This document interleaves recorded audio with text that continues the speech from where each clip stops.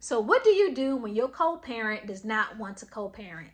Specifically, what do you do when you have a co-parent that has a custody and visitation access schedule, but they don't want to follow? They don't want to follow the schedule. They done had you spend all this money in attorney's fees, dragged you to court, fought for this time so that they can have more time with the child. But now that they have the time, they not following it. Does that sound familiar? If it does, let me know by hitting the like button, okay?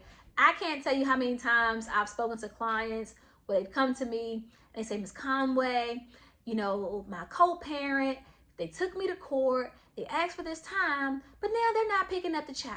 They're making my life a living you know what, because they're causing great inconvenience to me. I have to work. They're not picking up at the time they said they're going to pick up. They're not dropping off at the time they're going to drop off. Sometimes they're just canceling visits without no explanation, no notice. And sometimes they're just no shows, right? No shows. And the only reason why they fought me for this time is so that they can reduce the amount of money that they pay in child support. And so, you know what? This is just making things difficult for me. I have things I'm trying to do. I'm going back to school, or I just started a business. And this person is not following the schedule that they begged for, pretty much, right? So what do you do in that situation? What do you do? And so that's a question that I get asked a lot. And one of the things that I'll say to you, and this is something that I typically tell my clients, is that you don't want to force a parent to spend time with the children if they don't want to do it. And I know that may seem, I'm pretty sure there are different opinions on that, but my personal opinion is that if there's a parent, it doesn't matter what the order says. The order says, for example, okay, let's say the order says the children are with, mom Monday through Wednesday every week. Children are with dad every Thursday, Friday, Saturday, just for the sake of the example, right? And so let's say it's time to pick up the children, and for whatever reason, dad is like, I don't want to pick up the children. Or vice versa, right? If mom can say that she doesn't want to pick up the children, right? Regardless, the parent who does not want to pick up the children says they don't want to pick up the children. And so I would not suggest that you force that parent to say, well, no, you're going to come get these children. You're going to be involved with your children. If they're not showing a genuine interest to be a parent, you should probably not force your children to go with them, because you have to think about what type of experience is your children going to have being with a parent who really don't want to spend time with them. That the only reason why they fought for this time is so that they wouldn't have to pay child support, but they don't genuinely have a legitimate interest in having a relationship with your children.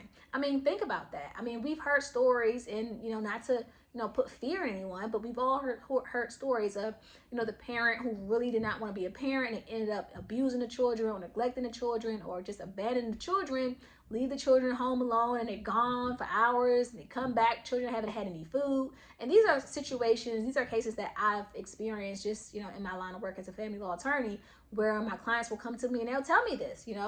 My child came back home, Ms. Conway, and told me that their parent was gone for hours, they didn't feed them, or the only thing they had all day was a hot dog the whole entire day. And so for me, hearing these stories, it made me think about just really, for me personally, just speaking to my clients and telling them, well, maybe you should not force this parent to be involved per se. In the courts, and I know sometimes they say, well, if we go back to court, will the judge tell this person, you have to pick up the children, you have to do this, you have to do that? And I tell them, they can, but who's gonna, once you leave the courtroom, who's gonna ensure that it happens, right? So the courts are not really in a position where they can tell a person, you have to pick up your children, and if you don't, you're gonna get in trouble, right? They can take the time away from them, right? So you could always go back to the court later and do a modification and say, well, they're not exercising the schedule that they asked for, and so therefore I'm asking the court to modify it so that it can reflect what we're actually doing as far as our custody and access schedule. That's something that you could potentially do, but I would encourage you to speak to an attorney in your jurisdiction to get independent legal advice for your own situation. But the judge is not going to make this person monitor and make sure that this person comes to your home on Friday at 7 o'clock to pick up the children, right?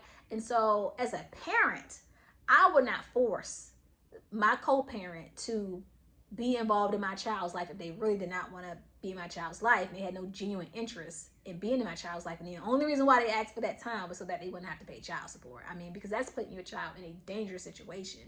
But At the same time, what I tell my clients is that although the courts can't force a parent to be a parent, they can't force them to pay child support. And so if you're in a situation where you're like, well, Ms. Conway, this person is not coming to pick up the child and it's interfering with my ability to go to work, and so therefore it's messing, with my money, I get it. And so you can go back to the court and file a modification for custody, right, potentially, and also request for child support, because that's something that the courts can force, right? They can force that parent to pay child support.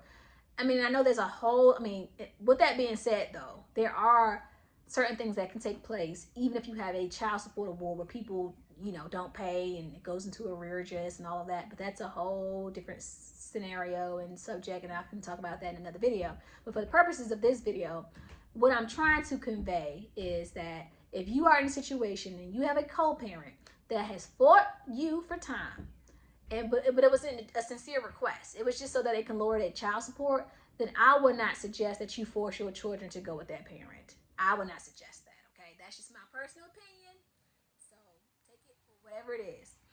All right, so if this video was helpful, if you found value in this video, please let me know by hitting the like button. Also, feel free to share this video with someone that you believe that would benefit from watching this video.